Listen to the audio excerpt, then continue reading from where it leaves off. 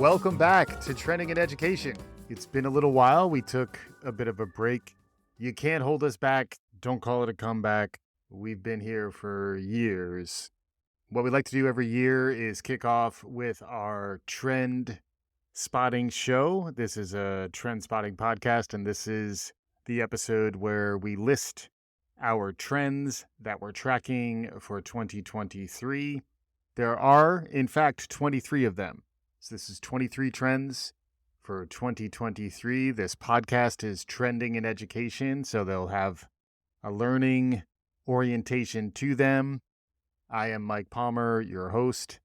I'm joined today by the virtual co-hostess with the mostest. I think I got that right. Nancy. Nancy, welcome back to Trending in Education. Thanks, Mike. You know, the last time I was on, I was speaking as the voice of ChatGPT. That's an awesome responsibility. While I enjoyed it and learned a lot, I'm happy to be back today just as Nancy. It's great to have you back on, Nancy. You had quite the 2022. You appeared on Trending in Ed in some capacity 6 times, I believe, the last time being as the voice of ChatGPT. We're trying to kick off 2023 with that same energy. We're going to outline trends. There are 23 of them. Can you introduce for our listeners the 3 big pillars, the 3 groupings that we came up with when identifying the trends in the learning universe for 2023? Sure thing. We've got 3 pillars, 3 legs to the stool, 3 flavors to the Neapolitan ice cream. You get the idea. They are 1. Emerging technologies. 2. Durable mindsets. 3. New sets and settings. Outstanding. And within each of those, we have 7 or 8 trends. 7 for emerging technologies, 8 for durable mindsets, and 8 for new sets and settings. We're going to go through them quickly, highlighting the ones that are most interesting to us within each of the 3 categories, and then we'll provide access to this information through our LinkedIn and other social media posts, also on our website, trendingineducation.com, also reachable at trendingined.com, and we'll continue to hit on these topics. They're drawn in part from the conversations that I've had with guests over the years, particularly of late, and they also include some thinking that will be coming up on upcoming shows, which we'll try to showcase throughout this conversation. To start, Nancy, can you share with us our 7, count them 7, learning trends to pay attention to in the world of education in 2023 around emerging technologies? Sure thing, Mike. They are as follows. 1. ChatGPT tutoring. 2. Simulearning. 3. Online learning space. 4. TikTok U. 5. Immersive telepresence. 6. Video gamification. 7. Learning marketplaces. Thanks, Nancy. That's quite the list. Talking about them briefly, ChatGPT tutoring is a nod to the power of ChatGPT, which is really just coming online. It does feel a little bit like the Death Star. Unclear whether it's fully operational. Also unclear whether the Death Star is or is not, in fact, a latter-day version of a Magic 8-Ball. Lots going on there, but the idea that folks will be using ChatGPT in the way that some of us have been using the internet and Wikipedia and some of these other tools more regularly, the impact also that will have on writing and assessing traditionally thought of as human skills that are now really transformed in interesting ways by generative AI. We'll come back to that really throughout many of the conversations that I'm having in coming weeks. The second trend is one that's back again. I think it'll continue to be here until perhaps it becomes so ubiquitous and so baked into what we're doing that we forget that it is something that was new once. This is what I've called simulearning.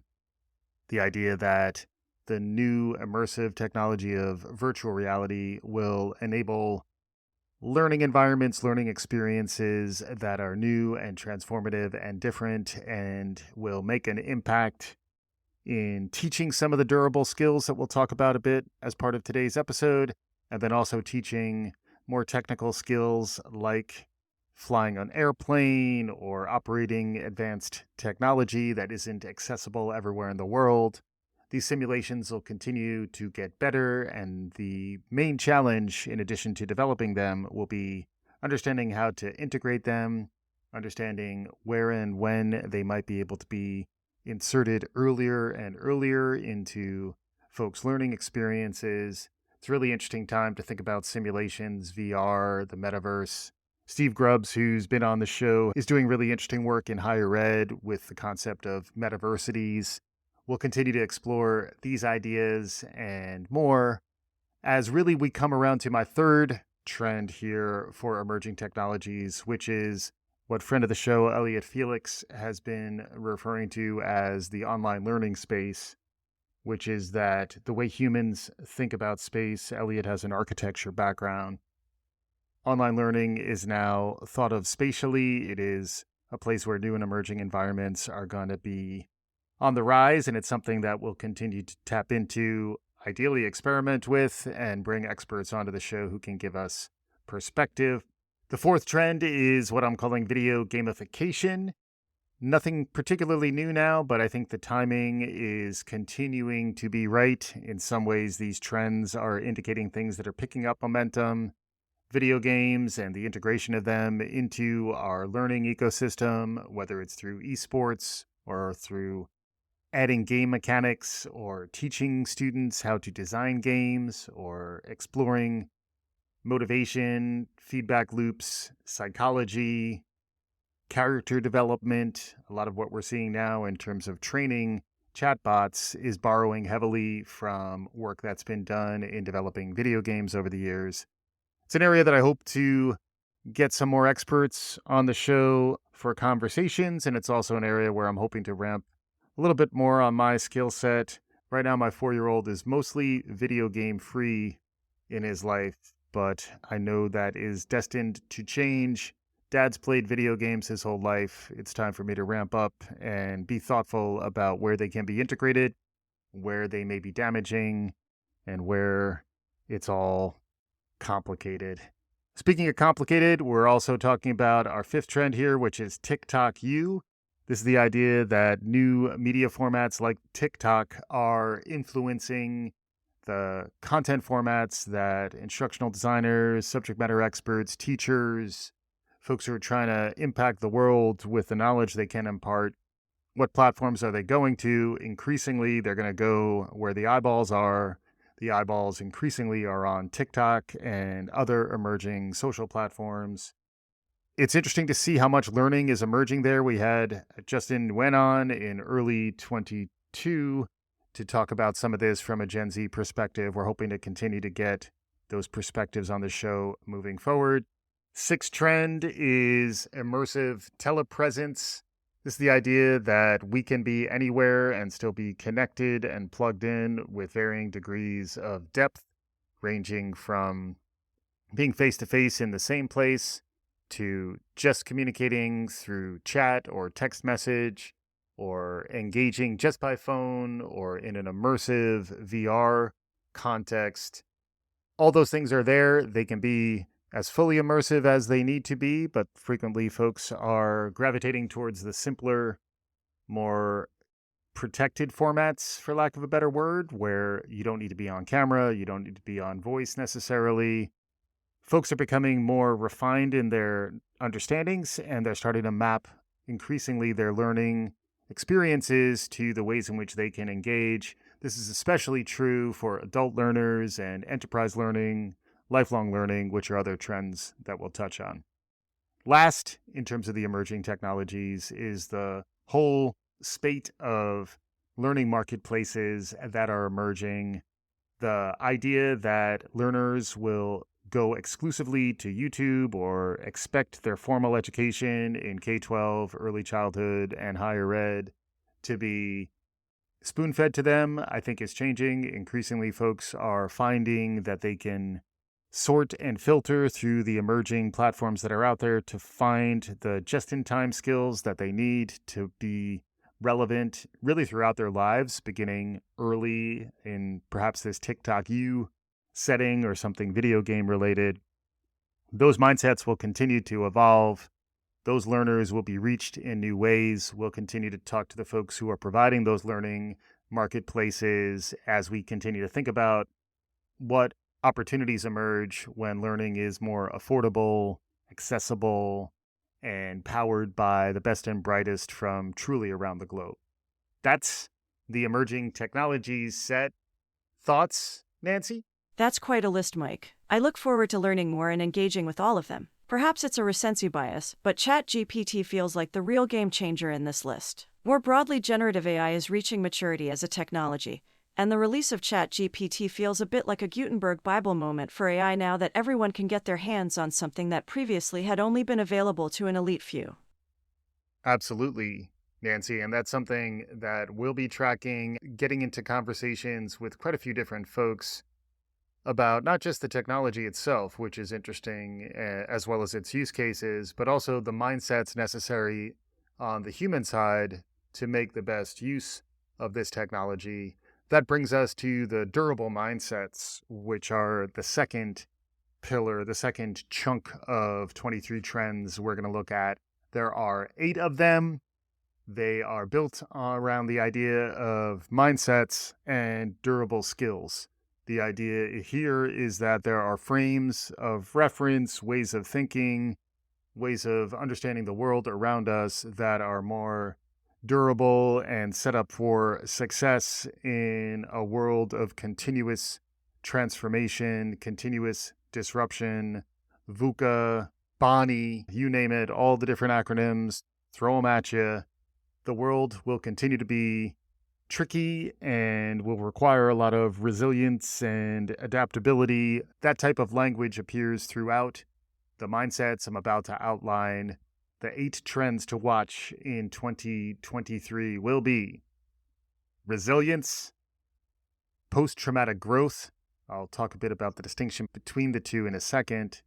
Well-being and positive psychology, character education, early learner identity, lifelong learning, adaptive intelligence, and canny centaurs.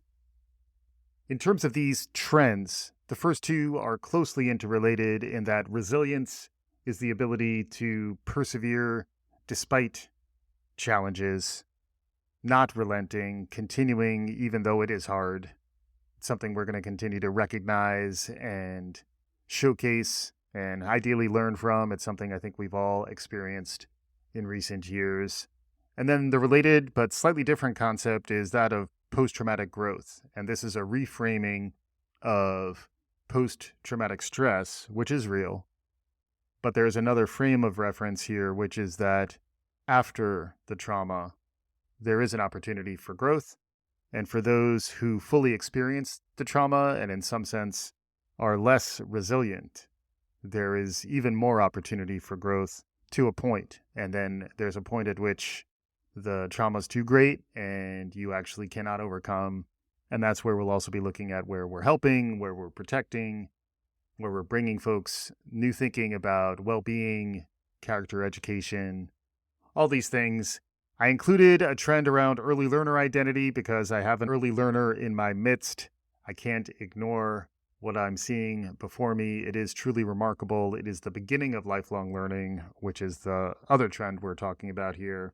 For lifelong learning, I'm certainly experiencing that myself. I'm continuing to learn. I have to. It's the only way to stay skills ready, skills relevant, creator economy relevant. If you can make things, you stay relevant. So learn the skills to continue to be relevant.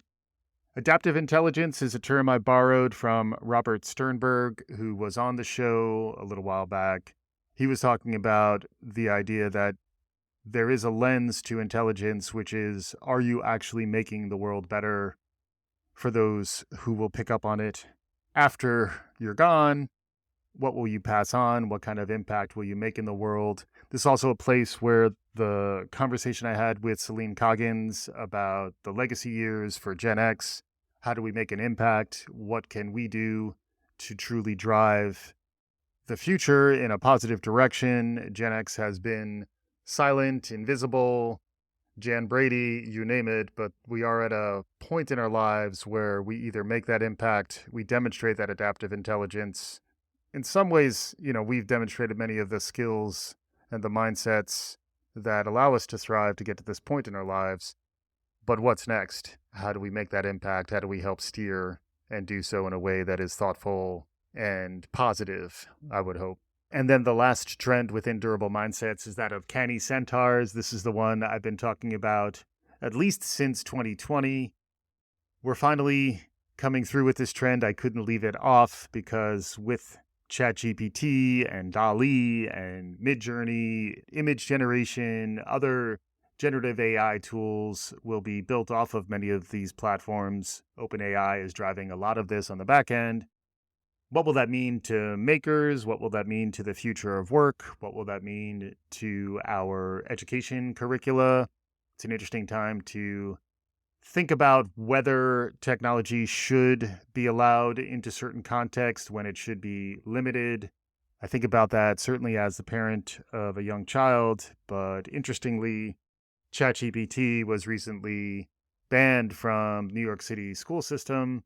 It's an interesting decision, and it's one that we're going to want to visit, and decisions like it.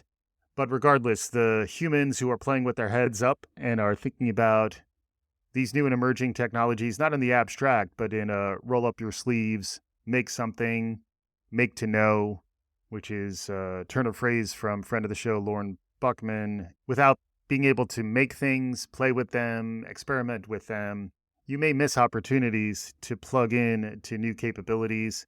I'm someone who has been in technology long enough to remember the days of Dreamweaver, when Adobe released software that allowed for a WYSIWYG, what you see is what you get, that would allow developers to create things without necessarily knowing the HTML underneath. That trend is something we've seen really throughout technology, and in particular, we're now seeing it in terms of artificial intelligence. The canny centaurs who are playing with this stuff are going to be more generative. They're going to write more interesting stuff, ultimately, I think.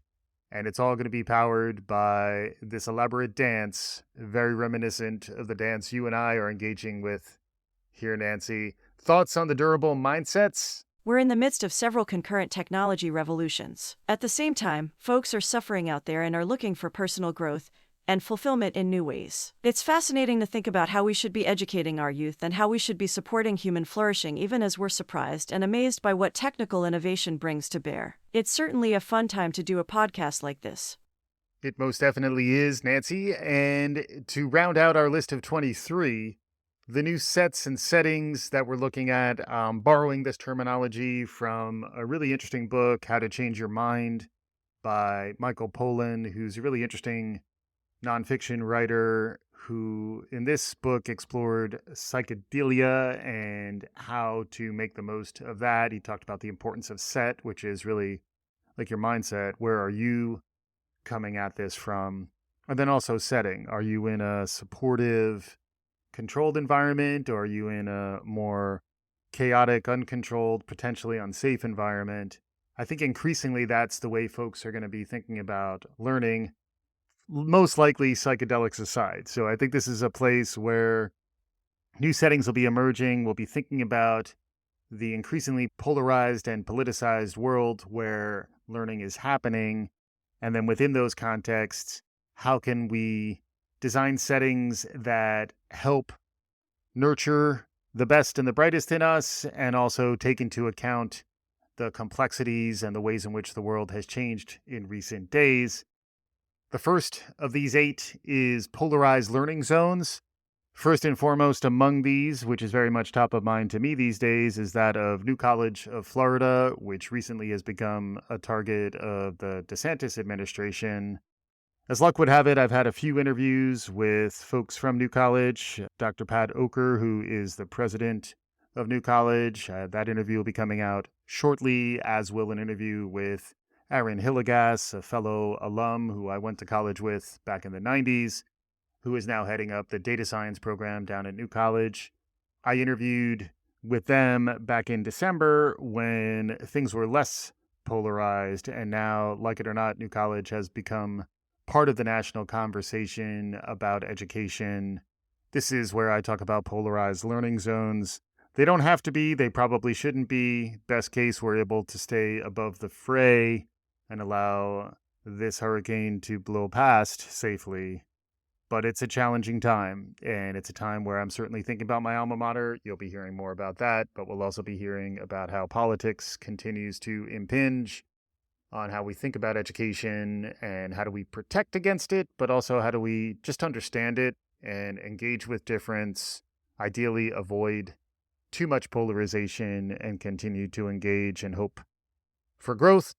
Whole teacher practices. This is a new line of thinking emerging around how we teach, how we support the complexity of the role of a teacher in this day and age. How do we avoid burnout? How do we educate them on the new tools, how to engage with them, but also how to protect themselves, ideally so that we don't run out of teachers. We're going to continue to need humans who engage with rising generations to impart to them beyond what parents can impart.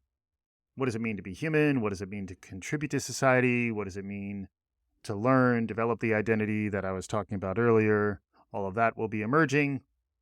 Work to learn cultures, the importance of learning cultures, the importance of learning on the job will continue to increase. We'll ideally engage with a few folks who have some perspectives on building learning cultures, building psychological safety, building teams, engaging teams who are learning. We'll be talking to several different folks of that stripe in relatively short order.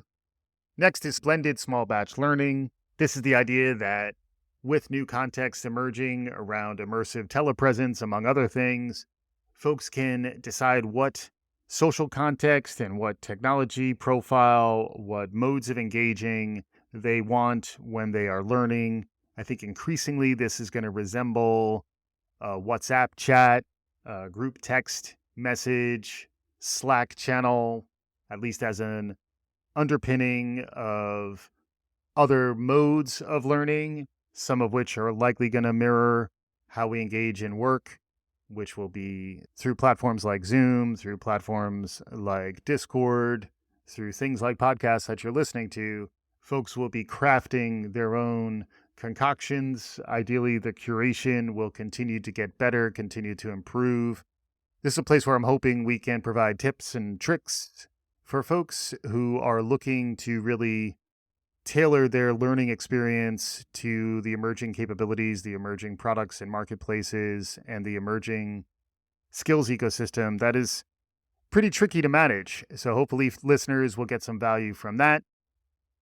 Then I'm really interested in the role that parents are playing in learning contexts. So the role of parents in the educational ecosystem is new, and it's something I can speak to personally. And also, ideally, we'll be engaging with other parents and or engaging with others who can understand what parents are going through or are going through it in different contexts across the life cycle. It's an interesting time to be a parent. I think we collectively as parents have been pulled into the learning universe in ways none of us might have anticipated pre-pandemic. I don't think we exit. I think it's also parents who are being activated politically in the U.S. around education. Understandably, I understand that emotional reaction. It's something we'll continue to look at. I just saw, at the advice of my mother-in-law, I did watch a little bit of The Parent Test on ABC. It's another place where you are seeing parents and how parents are thinking about raising their kids. What have their kids learned about stranger danger and other things? Interestingly, is finding a lane in broadcast culture, in the media. I imagine things like that will continue to come out there.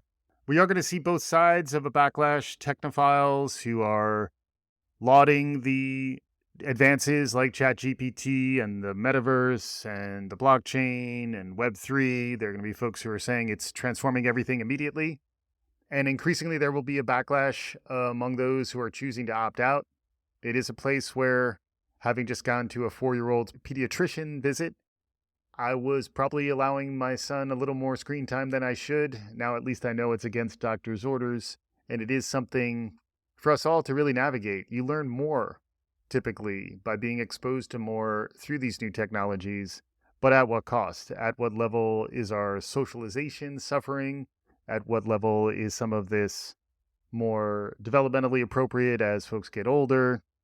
It's complex, as is the next trend in this vein, which is multipolar media savvy. Multipolarity is a term I'm hearing more in a number of contexts, but the idea is that even amidst this polarization, frequently there's more than one and even more than two or three poles. There are different spaces that are pretty much independent of each other. And how do you develop the right savvy, the right access to diverse sources of media? This is about having a balanced media diet where you're able to consume across difference and understand critical thinking and empathy for those who might think differently than you. All of that will be coming to bear, as will futures academies. This is in line with the conversation I had recently with Roger Spitz, who is releasing a series of books about thriving on disruption. He's a futurist. He's someone who engages in futures thinking. Brian Alexander, Chris Meyer out of West Point. All these folks are really informing me and my thinking, and I think increasingly organizations are starting to get ready, starting to prepare for scenarios, getting ready for odd curveballs that might hit them so that they're able to be quick on their toes, responding appropriately, and also staying sharp, staying frisky, staying aware of what's emerging, and not being too insular, not too ostrich with head in the sand. Instead, quarterback head up on a swivel, looking for those opportunities, understanding that all sorts of things can happen. How do you manage those things effectively? Lots going on. Thoughts as we approach our conclusion here, Nancy? I'm just happy to be here. I'm taking it day to day, looking for the right opportunities. It's a process. I'm happy our listeners are responding well to me and what we're putting out there. I'm excited to see what 2023 has in store for us. As am I, Nancy. Always a pleasure to have you with us on the show. A very deep thank you to everyone who is continuing to listen. It was great to have a restorative break. It's been a really interesting and challenging and rewarding time to be thinking about the world of learning and thinking about where it's headed, engaging in these conversations. I do feel extremely fortunate and thankful for the opportunity to have this show and for the opportunity to have all of the listeners out there listening to us, ideally engaging more and more in the conversation. We will be back at South by Southwest EDU this March 6th, right at the beginning of the conference, kicking off the podcast stage down there. Very excited about that. More information to come on that, and a bunch of really interesting interviews on the horizon. Please subscribe, tell your friends. We'll be back on the regular again. This is Trending in Education. Thank you for listening.